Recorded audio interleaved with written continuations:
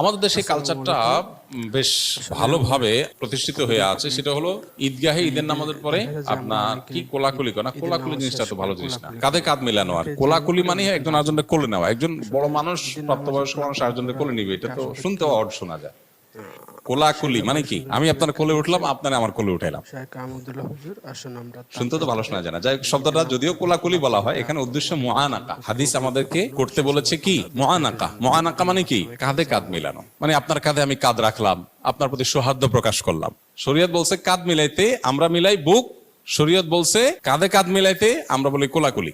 এটা ছোট ভুল অবশ্য, অনেক সময় বলার ভুল হয়, উদ্দেশ্য ওইটাই হয়, অত এটা তেমন মেজর কোনো অসুবিধা নেই। মূল বিষয়টা হলো ঈদের নামাজের পরে আমরা কোলাকুলি করব কিনা, কাঁধে কাঁধ মিলানো, এটা ঈদের কোনো সুন্নাহ না। ঈদগাহে আমাদের দেশে যে কালচার দেখা যায়, ঈদের নামাজে সালাম ফিরানো হয়ে গেছে, খুতবা হয়ে গেছে, এবার উঠে সবাই কি শুরু করে, পুরা ঈদগাহ সবাই সবার কোলে নেয়, মানে মুআনাকা করে, কাঁধে কাঁধ মিলায়।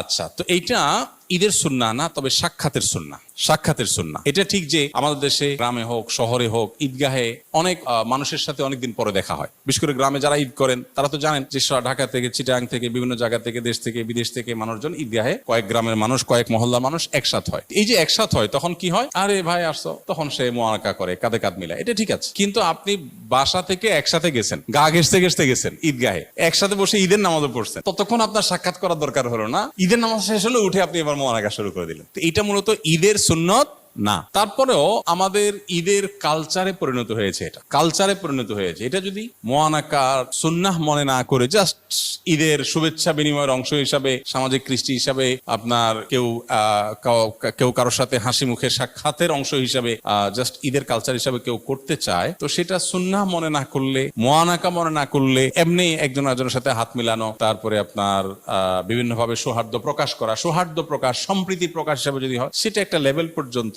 হতে পারে। বাট এটা আমাদের দেশে মোটামুটি ঈদের সুন্নাহ হিসাবে অনেকে মনে করেন এবং প্রতিষ্ঠিত আছে। এই ধারণাটা আমাদের ভাঙতে হবে, যেটার সাথে ঈদের সুন্নাহর কোনো সম্পর্ক নাই। তাছাড়া ঈদের শুভেচ্ছা বিনিময় মূলত তাকাব্বালাল্লাহু মিন্না ওয়া মিনকুম, আল্লাহ তোমার এবং আমাদের ঈদের নেকামল কবুল করুক, এটা হলো ঈদের শুভেচ্ছা। এই সুন্নাহ সম্মত উপায়ে আমরা ঈদের শুভেচ্ছা প্রকাশ করি।